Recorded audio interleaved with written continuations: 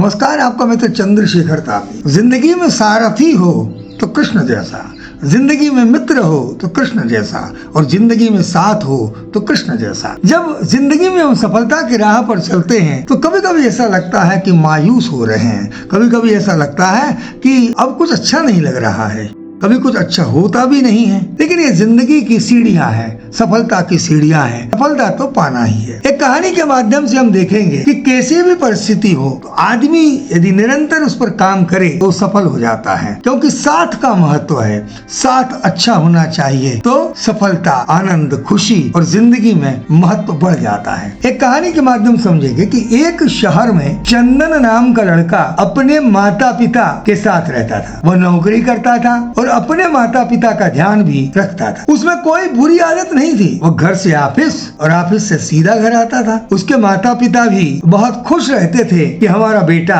मेहनती होने के साथ साथ समझदार भी है। एक दिन अचानक चंदन की तबीयत ज्यादा खराब हो गई। उसके माता पिता बहुत परेशान हो गए। उन्हें कुछ समझ में नहीं आ रहा था कि अचानक से चंदन को क्या हो गया। चंदन के माता पिता ने डॉक्टर से सलाह ली, लेकिन डॉक्टर भी समझ नहीं पा रहे थे कि चंदन को आखिर हुआ क्या है। उसकी बीमारी में बहुत पैसा खर्च होने लगा था। उसके माता पिता के साथ साथ चंदन भी परेशान हो गया। उसने अपने भविष्य को लेकर बहुत बड़े बड़े सपने देखे थे, उनको पूरा करने की कोई होप उसे नजर नहीं आ रही थी। दिन ब दिन उसकी तबीयत खराब होती चली आ रही थी। आस पड़ोस वाले रिश्तेदार जब भी उससे मिलने आते तो यही कहते कि ये तो बीमार ही रहता है, ठीक कब होगा। सबकी ऐसी बातें सुनकर वह और निराश हो जाता था, और धीरे धीरे ये बात उसके मन पर गहरा असर कर गई कि मैं तो बीमार ही रहता हूँ। उसका आत्मविश्वास कम होते होते टूटने लगा था। एक दिन उसके पिताजी घर के लिए बाजार से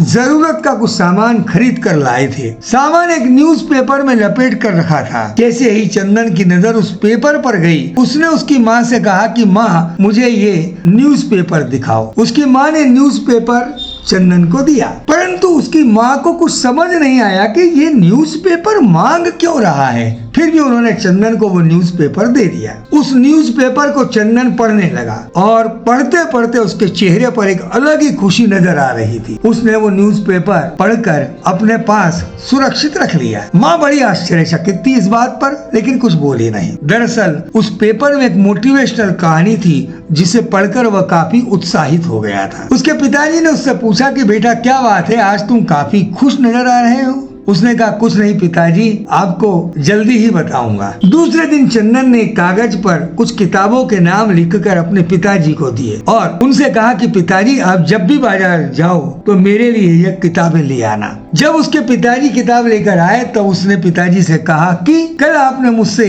पूछा था कि मेरी खुशी का राज क्या है, तो हकीकत में आप जो पेपर लेकर आए थे उसमें एक मोटिवेशनल कहानी मैंने पढ़ी तो मुझे बहुत अच्छा लगा। एक निवेदन भी उसने किया कि मुझसे मिलने कोई अब आए तो बहाना बना देना, क्योंकि मुझे किसी से नहीं मिलना है। पिताजी बोले कि ऐसा क्यों बेटा, क्यों तुम किसी से नहीं मिलना चाहते हो। इस पर चंदन बोला कि पिताजी, जो भी मुझसे मिलने आता है उनकी बात सुनकर मेरा मनोबल कम हो जाता है, मैं हतोत्साहित हो जाता हूँ, मुझे अच्छा नहीं लगता।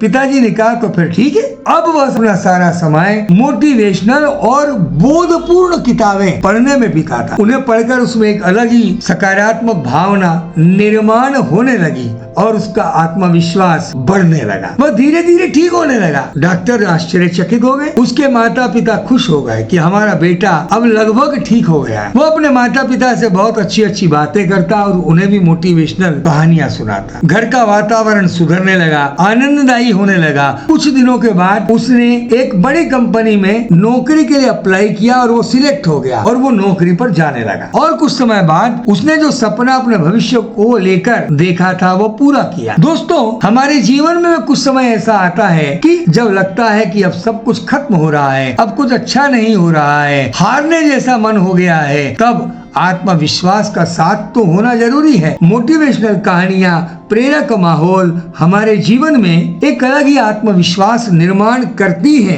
हमारी सोच को सकारात्मक दिशा मिलती है। इस कहानी से हम सीख सकते हैं कि जीवन में सफलता पाने के लिए, सक्सेस पाने के लिए, खुश रहने के लिए, आगे बढ़ने के लिए सकारात्मकता, प्रेरक माहौल होना बहुत जरूरी है। इसलिए अच्छी किताबों का संग्रह हमारे पास होना चाहिए, क्योंकि वे किताबें हमारे जीवन को आगे बढ़ने के लिए सारथी का काम करती हैं। श्री कृष्ण कहते हैं कि जब भी लगे कि जीवन में कुछ भी अच्छा नहीं हो रहा तो अच्छा साथ रखना, स्वयं की ऊर्जा पर ध्यान करें, अच्छे माहौल में रहें और अच्छी किताबों को पढ़ें। देखना निश्चित ही रूप से सकारात्मक माहौल जीवन में बनेगा। शुभकामनाओं के सहित आपका मित्र चंद्रशेखर तापी। ये वीडियो आपको अच्छा लगे तो आप लाइक करें, कमेंट करें और अपने दोस्तों को अवश्य रूप से शेयर करें और चैनल सब्सक्राइब करें। धन्यवाद, नमस्कार।